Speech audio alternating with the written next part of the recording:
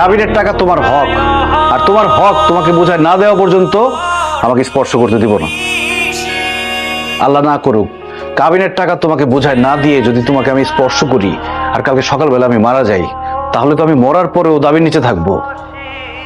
না না, এটা আমি পারবো না। একটু অপেক্ষা করো, কাবিনের টাকা আসতেছে।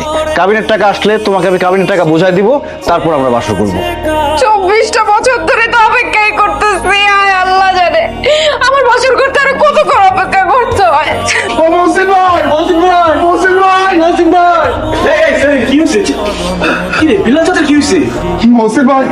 সর্বনাশ হয়ে গেছে, বিলাল চাচা অজ্ঞান হয়ে পড়ছে, তার অবস্থা বেশি ভালো না। কি বিলাল চাচা অজ্ঞান হয়ে গেছে? কি হয়েছে বিলাল চাচা? বিলাল চাচা কি হয়েছে? আল্লাহ এদিকে আসো, কি হয়েছে কি? তুমি এভাবে কান্নাকাটি করতেছো, মনে হচ্ছে সে তোমার বাপ লাগে। আমি এসে আমার বাবা না লাগলেও আমার বাবার মতো। ভাই চাচারা